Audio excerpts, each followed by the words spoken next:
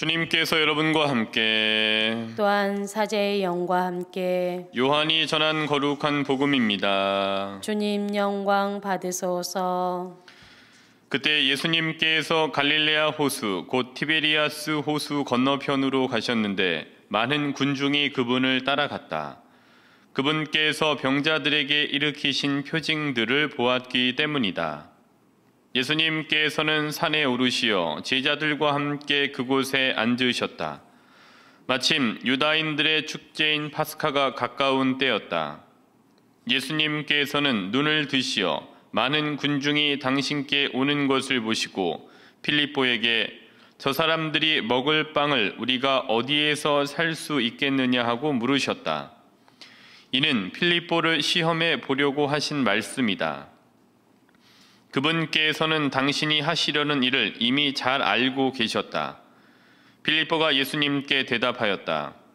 저마다 조금씩이라도 받아 먹게 하자면 200데나리온어치 빵으로도 충분하지 않겠습니다. 그때 제자들 가운데 하나인 시몬 베드로의 동생 안드레아가 예수님께 말하였다. 여기 보리빵 5개와 물고기 2마리를 가진 아이가 있습니다만 저렇게 많은 사람에게 이것이 무슨 소용이 있겠습니까? 그러자 예수님께서 사람들을 자리 잡게 하여라 하고 이르셨다. 그곳에는 풀이 많았다. 그리하여 사람들이 자리를 잡았는데 장정만도 그 수가 5,000명쯤 되었다. 예수님께서는 빵을 손에 들고 감사를 드리신 다음 자리를 잡은 이들에게 나누어 주셨다.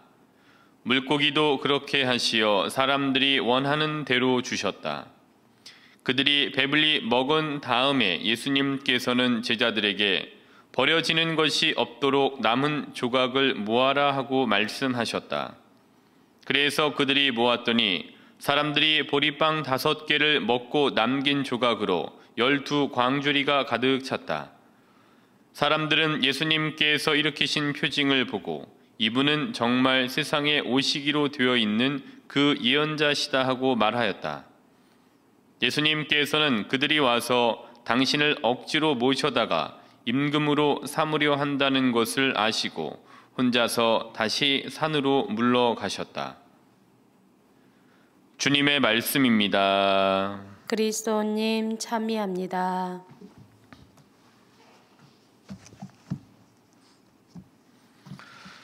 오늘 복음 말씀을 다시 한번 복습을 해보도록 하겠습니다. 예수님께서 티베리아스 호수 건너편으로 가셨습니다. 근데 많은 군중이 예수님을 따라오죠. 왜냐하면은 그들이 예수님을 이렇게 따라왔던 거는 예수님께서 병자들에게 치유를 했던 그 표징을 보았기 때문에 예수님을 이제 따라왔습니다. 뭔가 또 나에게도 그런 일이 일어나지 않을까?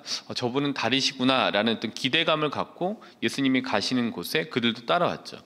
근데 예수님께서 이제 산에 이제 이렇게 계시면서 이렇게 봤더니 많은 군중이 당신에게 온 것을 보고 확인을 하시죠.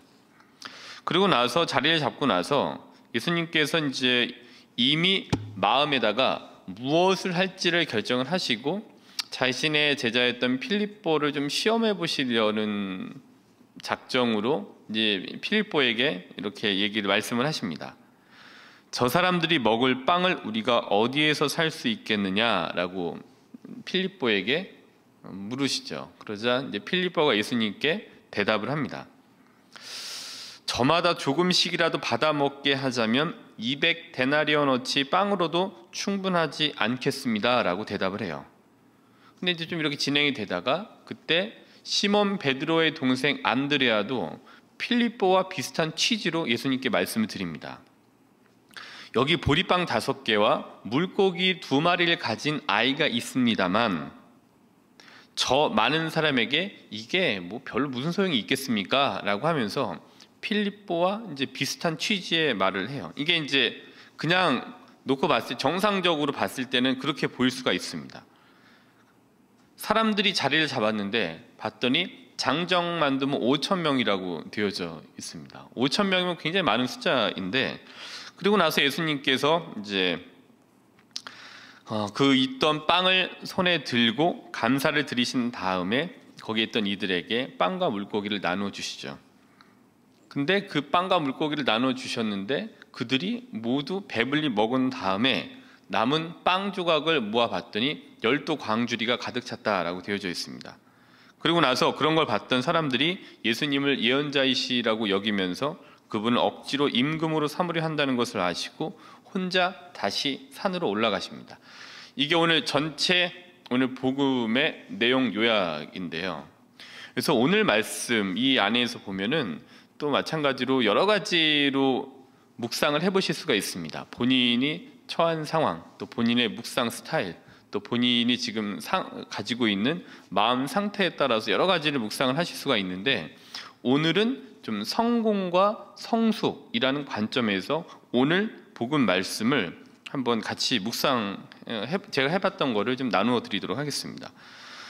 그러니까 성공, 저도 예전에 자기계발서를 엄청 읽었습니다. 처음에 나왔을 때 자기계발서를 읽으면서 이렇게 되는구나, 이렇게 되는구나, 이렇게 해야 되는구나 라고 하면서 많이 읽어봤는데 비슷비슷한 골자의 내용들이 많아요. 그리고 어떤 거는 참 이거는 별로 이렇게 도움이 안 되고 이거는 좋고 해서 이제 저한테 필요한 것들을 발췌를 하고 노트를 하고 정리를 하고 외우고 적용도 해보고 이러면서 이제 일정한 제 분야에서의 성공을 위해서 저도 이제 이렇게 좀 노력을 했던 시기들이 있었습니다. 물론 지금도 일종의 다른 형태이지만 발전을 위해서 계속 노력을 하고 있는데 성공, 그러니까 자기계발서는 좀 성공에 대해 많이 나오잖아요. 근데 일단은 그런 성공이라고 하는 단어는 이렇습니다. 뜻한 바를 이루는 것, 이게 이제 성공이 가지고 있는 굉장히 일반적이고 보편적인 그 의미입니다.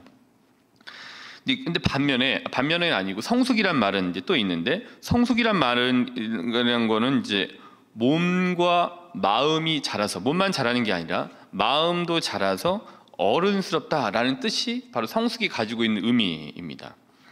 그래서 이제 성숙하다라는 말은 육체적인 성장뿐만이 아니라 정신적인 면에서의 성장과 완숙함이 좀 이렇게 더해진 것이 성숙이라고 보여지는 것 같아요.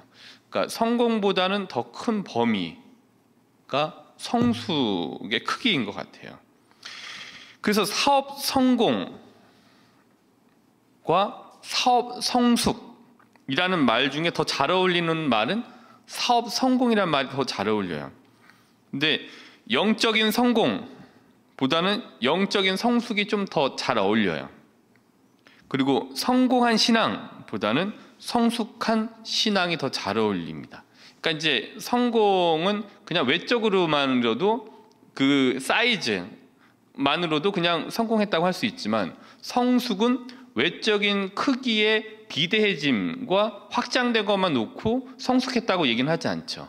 그 안에 큰 만큼의 알이 채워져 있거나 크지는 않지만 그 안에 꽉 채워져 있는 크기가 오히려 보여지는 성공의 크기보다 더 컸을 때 그 완숙함을 두고 저희가 이제 성숙이다라는 말을 하죠.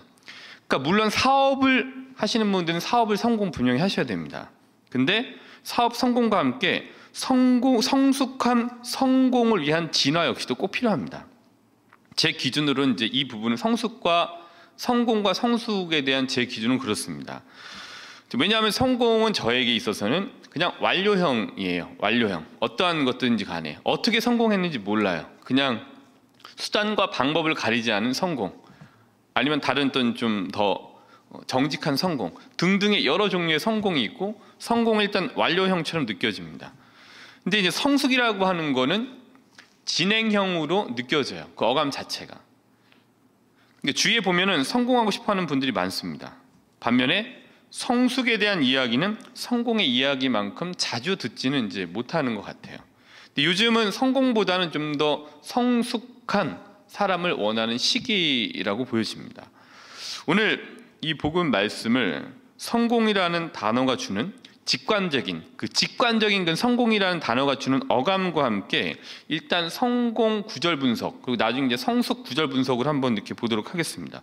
우선은 성공에 대한 관점에서, 성공이라고 하는 관점에서 성공 구절 분석으로 오늘 복음 말씀을 한번 잘게 이렇게 한번 쪼개 보도록 하겠습니다. 우선 많은 군중이 그분을 따라갔다. 그분께서 병자들에게 일으키신 표징들을 보았기 때문이다. 2절이죠. 그러니까 병자 치유라는 기적을 일으킴으로써 많은 군중이 예수님을 따르게 되었다라는 외형적인 것만 놓고 보았을 때는 성공입니다.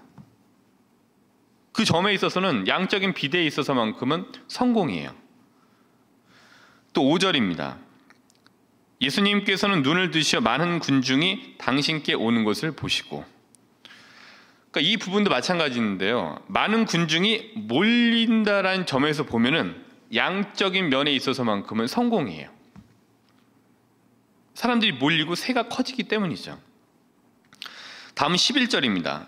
예수님께서 빵을 손에 들고 감사를 드리신 다음 자리를 잡은 이들에게 나누어 주셨다.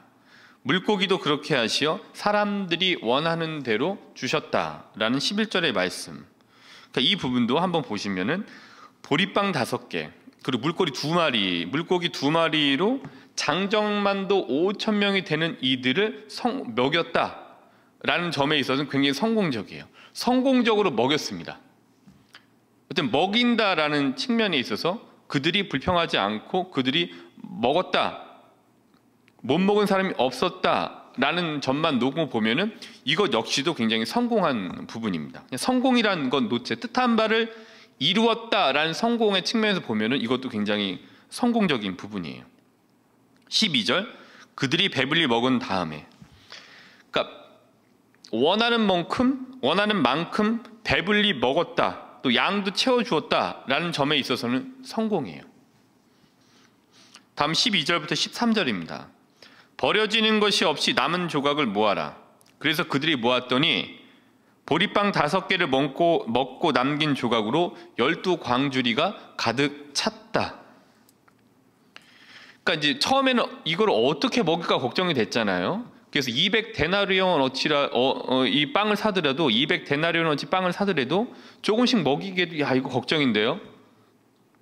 그리고 아이가 보리빵 5개와 물고기 2마리가 있는데 이게 과연 이 많은 사람들에게 무슨 소용이 있겠습니까? 라고 하면서 어떻게 먹일 수 있을까라는 걱정에서 그 앞섰던 걱정이 이제는 남은 광주리를 모았더니 12광주리가 가득 찼다.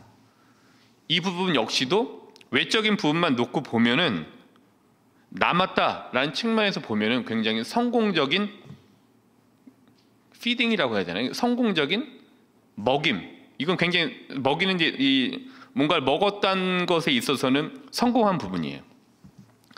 다음은 14절하고 15절인데요. 이분은 정말 세상에 오시기로 되어 있고 예언자시다.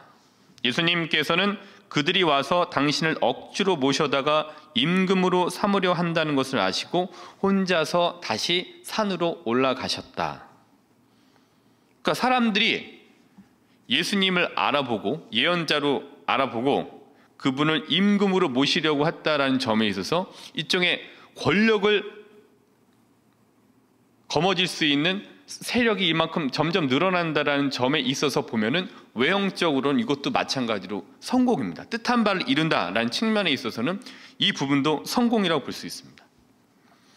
그러니까 성공이라는 관점에서 본다면은 오늘 예수님께서 하셨던 보리빵 5개 그리고 물고기 2마리로 장정만도 5,000명쯤이나 되는 이들을 배불리 먹이시고 또 그거를 먹었던 이들이 그분을 예언자로 알아모시고 그분을 왕으로 추대하려고 했다는 점에 있어서만큼은 굉장한 대성공을 거두었습니다.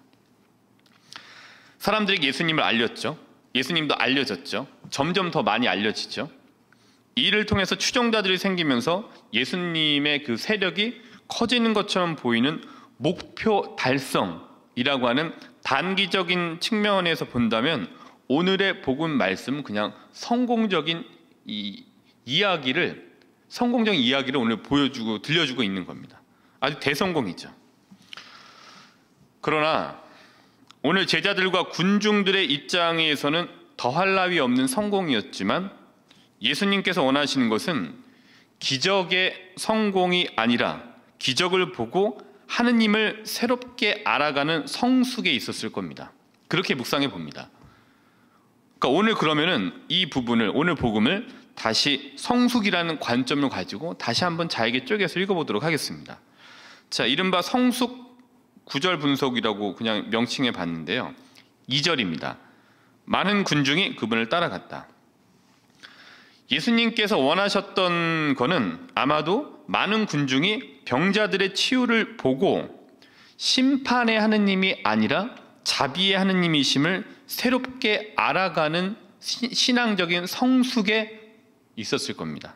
그게 예수님께서 원하셨던 바인 것 같아요. 자, 다음 두 번째 7절입니다. 저 사람들이 먹을 빵을 우리가 어디에서 살 수 있겠느냐? 저마다 조금씩이라도 받아 먹게 하자면 200데나리온어치 빵으로도 충분하지 않겠습니다. 라는 필립보의 대답. 그러니까 예수님께서는 이미 당신이 하시려고 하는 바가 있었다고 복음이 전해주고 있습니다. 그리고 나서 필립보에게 물으신 거죠. 어쩌면 예수님께서는 필립보에게 물었던 이 질문에 대한 대답으로 이러한 성숙한 답변을 원하셨는지도 몰라요. 당신이 계신데 뭐가 문제입니까? 예수님께서 해결해 주세요. 라는 조금 더 진화되고 발전된, 그래서 예수님이 좀 그 필립보라고 하는 제자의 마음에 꽉 차여져 있는 성숙한 답변을 원했는지 몰라요. 다음 세 번째입니다. 9절입니다. 여기 보리빵 5개와 물고기 2마리를 가진 아이가 있습니다만 저렇게 많은 사람에게 이게 무슨 소용이 있겠습니까?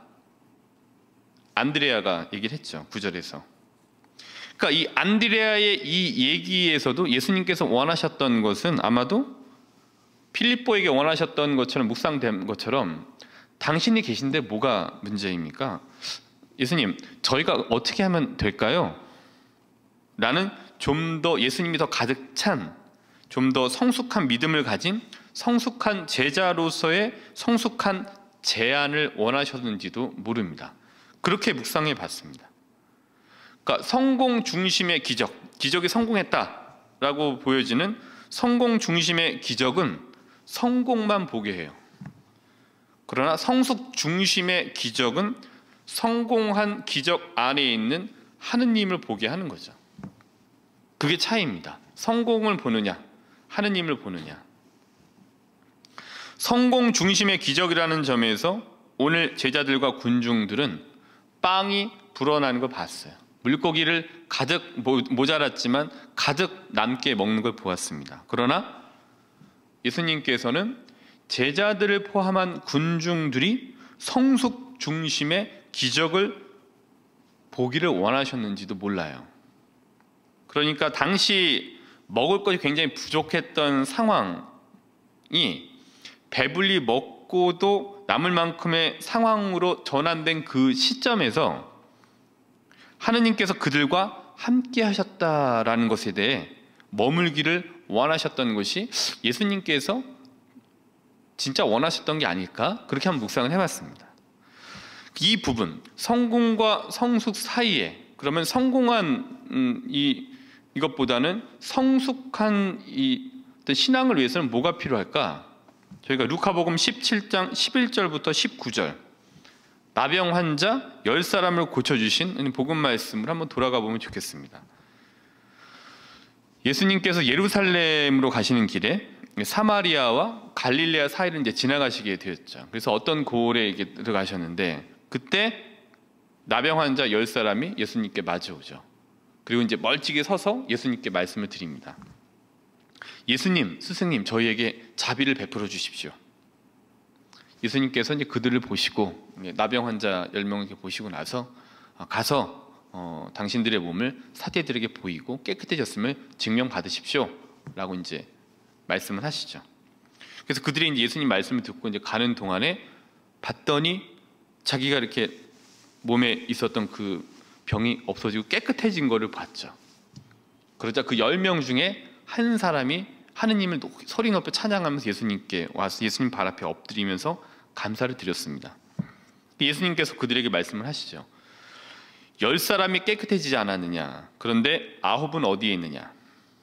이 외국인 말고는, 치유받은 이가 사마리아 사람이었잖아요. 이 외국인 말고는 아무도 하나님께 영광을 드리러 돌아오지 않았느냐?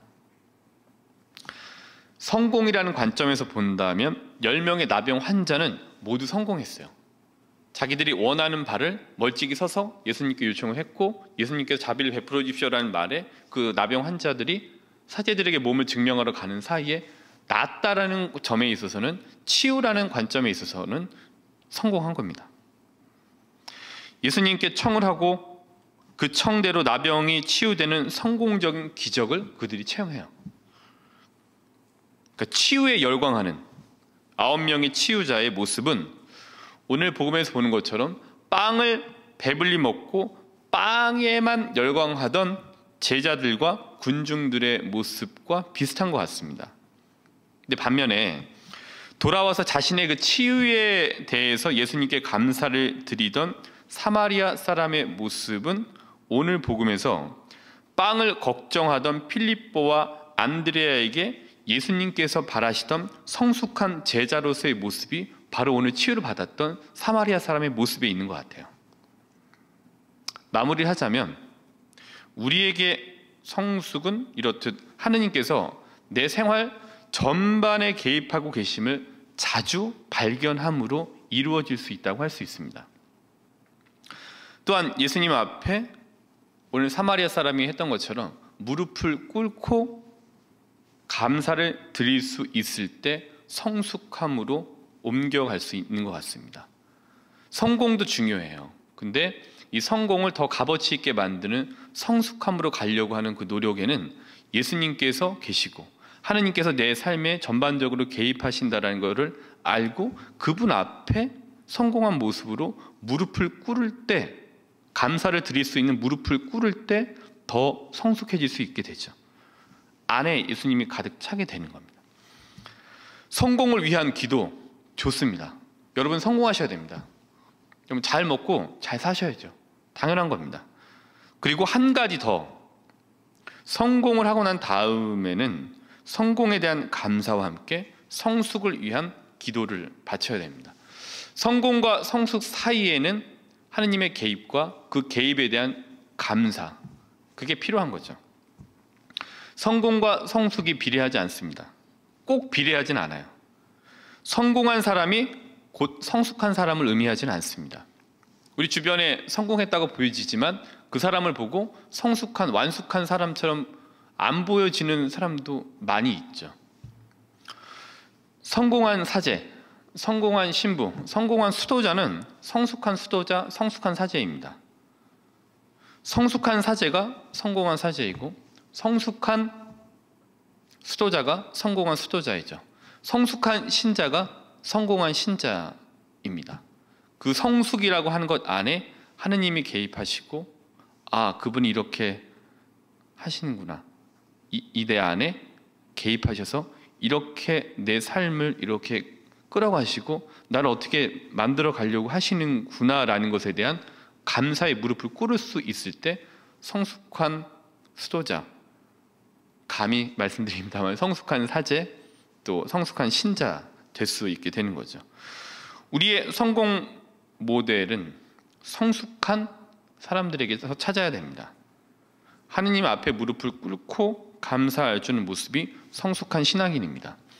성공한 결과물만 놓고 보는 것, 뭐 그럴 수 있습니다. 그러나 그 성공한 결과물 안에 있는 내면을 볼 수 있는 그 눈이 있을 때 더 성숙할 수 있죠. 그리고 그것 안에 역사하신 하느님께 감사의 무릎을 꿇을 수 있을 때 성숙한 신앙인으로 전환될 수 있게 됩니다.